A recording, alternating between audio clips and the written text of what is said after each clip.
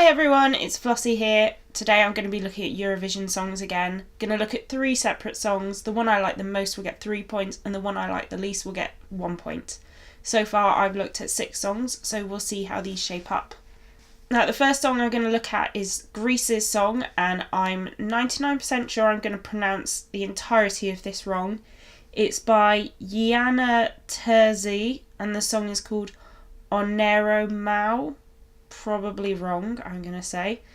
This song is actually in Greek. It's the first song for quite a few years, I think, to be in Greek, which is quite nice. Once again, more countries going back to their national languages rather than singing in English. And probably the best thing or the most notable thing about this song is it comes from the most epic tits up this year. Basically, Greece decided for the first year in a while they were going to do a national final, and in order to participate, the entrants or the record label of each individual song or artist, I think, had to pay an admission fee, and only this one did. So the whole national final got cancelled and this song automatically became their entry, which is a bit awkward, but it's a nice little background story for Qatar this year. Now, at the time of me recording this, there's actually been no live performance. All that's there been is it's basically a video on YouTube with just the single cover, and I actually watched it on my Apple TV, so I think it automatically put up the lyrics in English for me, which was nice. So I do know what the song's about. It's about love. It's kind of sort of similar to Albania's song, like looking at the lyrics, kind of like Burning Love Again. In regards to the actual song, it's got a nice Greek ethnic opening. It's quite mystical, I find. The vocals especially were very mysterious and mystical. The first chorus of it was quite chill, you're just like relaxed. And there's a break between the first chorus and the next verse, which was quite nice, I like that. And there was another musical break in it when it really got into the kind of, I don't really want to say ethnic too much because I don't know if that sounds bad, but it did have very Greek ethnicness to it, if you know what I mean. Unfortunately, because there is no live performance as of me making this, that I can't really judge on vocals. I don't really like to judge on vocals for a recorded thing, because you don't know if they've used auto-tune and you don't know how they're going to perform live, so there's no vocals or staging or performance to really judge it on, which would automatically bring it down, because we have had that for other artists before. Overall with this song, like before, there's no live performance to judge it on, and I'm not that into the song, to be honest. I was in fact so enthralled by it that I paused it to watch my kitten go play in the snow for the first time. So that's how much I was into this song. But I will say it's got more soul than last year's entry, because last year's it just was kind of like heartless dance pop. But also, like last year, they just released the music at first. They didn't have any live performances. And I thought last year's song, while it was an alright song, it just, the staging for it felt awkward, and I didn't know how it would really translate to a stage, and I don't think it fully made that transition. And I'm kind of getting that with this as well. I think this will turn out a slight bit better, because I think the song is a bit more meaningful and has more soul to it, but I don't know how it's going to turn out. The second song I'm going to be looking at today is Hungary's song. It's by AWS and it's called Vizslatnya. Once again, I probably pronounced that wrong. And like the previous song, this is in its own national language. It's in Hungarian, and it's a heavy metal song, so it's very different. In regards to the actual song, it's got a very sudden opening. It was, I can't remember what country this other song is from, but there was a song in 2016, it made the national final, and they kind of had this really intense zoom in at the start of the song, like accompanied by, I think it was a musical note, and that's what this opening reminds me of. And I do like the melody, the actual musical melody, of the instruments in the verses and everything. For the vocals, I think they were good. I'm sure he was meant to scream. Before the melody built up, he did a very nice screech. Well, so I think it was good. I don't know. Staging wise and the performance, everything was very noisy, and they looked like they were proper into it. They were proper head banging and everything, and there was a lot of fire in it. You know, they had actual kind of flames going on. Quite interesting. You know, you had Denmark bringing the ice and Hungary's bringing the fire. I didn't know quite what to think of this, to be honest. Like my reaction to the whole thing was just like, what's going on? It came across like the singer had a great way to work out any anger issues he might had. He seemed to be like really going for it. I'm obviously not particularly fond of heavy metal. It's like sort of the like complete opposite to rap music, but the same at the same time, where for me, like, there's not enough melody. I can't sing along to it or anything. It just, yeah, it was better than I thought it would be, but I still hate it. For me, it's the first full-on dud. I will say, at least, I won't be able to look away at the semi-final, and I wouldn't be surprised if it qualified. Everyone's going to remember it. One of the reasons why Lordi stands out is because everyone remembers it. I actually like Lordi's song. I thought it had a nice... Maybe this might be one of those things where it's a benefit to be in English, because I can get on with Lordi's song. I can sing along to it. This is just like, no. I do actually find it very funny when you consider what Hungary's entry was like last year. It was a very like ethnic, you know, beautiful kind of gypsy piece, I guess. And this one is the exact opposite. So that's the highlight of this for me, is that it's so different, which brings out the wonders of Eurovision. My final song today is going to be Italy, and once again I'm going to probably pronounce this wrong. It's by Ermal Meta and Fabrizio Moro, and it's called Non mi ave fatto niente. Obviously this song is in Italian. I actually watched the final night of Sanremo this year. I kind of lost the will to live at the end of it. I watched the whole of, I think it was the second semi-final of Melfest, then I watched the final part of Dance Melody Grand Prix, and then I watched Sanremo straight to the end from like, I think it was song 6 or something.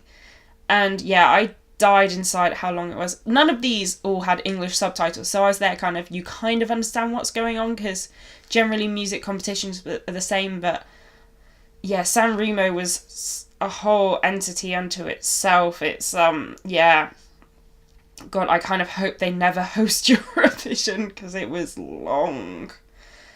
Oh, God. But, I do remember watching this song. I think, you know, a lot of them kind of blended in with each other by the end of it, but I remember this song because I remember thinking it was alright. Like, a lot of the Sanremo songs I didn't actually get along with, but this song I was like, yeah, this is okay. I didn't realise it was the favourite at the time. I'd heard some sort of controversy about the favourite, and I knew it was a couple of singers. I didn't realise it was this song.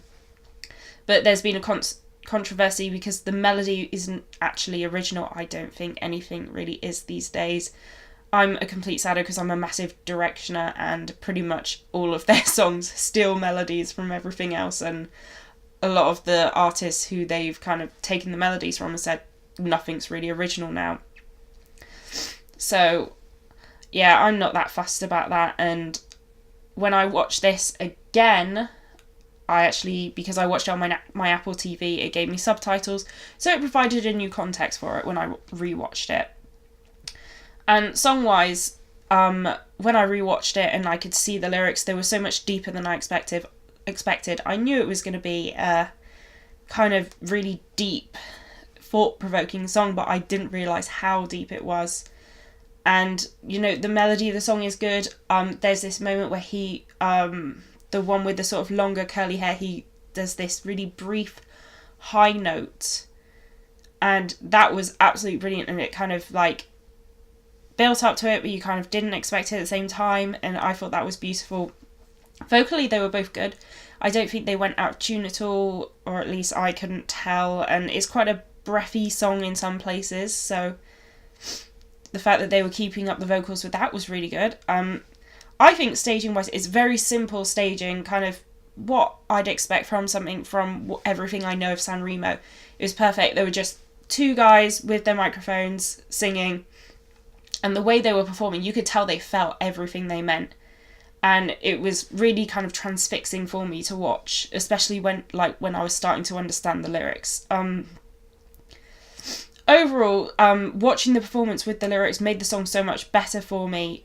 I knew it meant something, but it gave it so much depth, and I was there thinking, I was kind of transfixed by it all. I was there going, oh my gosh, this song, it's so relevant to modern times. It's kind of, it talks about sort of hinting at terrorist attacks. They mention Paris, they mention London, and the chorus is pretty much saying, you're not going to get to me, you're not going to win, we're all human at the end of the day. And I was there going, oh my gosh, this means so much. And it's something that I think a lot of people can understand.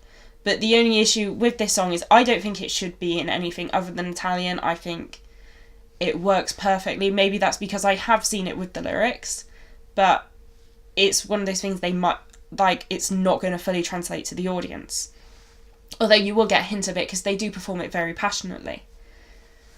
The first time I watched it, I didn't think it was as good as Francesco Gabbani from last year. I thought his song overall did deserve to. It wasn't even my favourite song last year, but I think if you base it on his performance at Sanremo last year, I think he deserved to win the whole competition.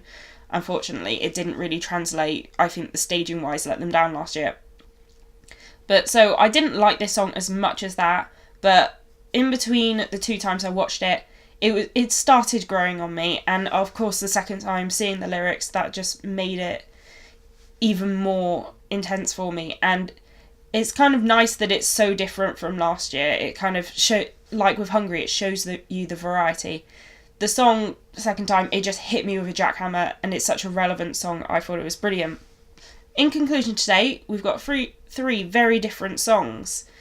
They're all in their own language, which is nicer as well. Kind of, you're getting more variety and you're getting more kind of authenticity, which is nice. Like previously, there's been, I think, the songs I've watched so far, there's been at least one song in their own language, with this time, of course, 3 of them. That's quite nice. My ranking today is going to be, I think, obviously, I'm going to give Hungary 1 point. I don't like the song. I couldn't turn away from it, but it's just not for me. And although it does surprise me, one of my friends whose favourite song so far is Spain. He likes the soppy cheesiness of it. He listens to all the proper dance music. He thought it was really good, so I don't know what's going on with this song. My 2 points are going to Greece. It's not an unpleasant song, and I prefer it to last year, but of course the lack of live performance, it hinders it. I don't know how it's going to work. Of course, I will bear in mind with that, because of the national final absolute cock-up, there would have been a showing of what it would have been like. So it could have gone with that either way, bear in mind. There could have been a song everyone else preferred. But that's not her fault. So kind of bear that in mind. And obviously, my 3 points are going to Italy. That the song just got to me. It makes me wish that on Eurovision night, the foreign languages have subtitles, because I think that would make it translate so much more. I had previously thought I would probably give it 3 points based on what I'd seen of the songs, but watching it with subtitles, it just made it more special to me. Now, the leaderboard currently stands with Italy, Denmark and the Czech Republic with 3 points, and at the bottom, Hungary, Germany and Albania have 1 point. I think overall it's a less strong this time round, because I didn't like all 3 songs, whereas before I've kind of even if there's been elements I haven't liked, I have overall liked them. But the top song more than made up for that. For me, it was just breathtaking for me watching it a second time. So this has been Flossy, and ta-ta!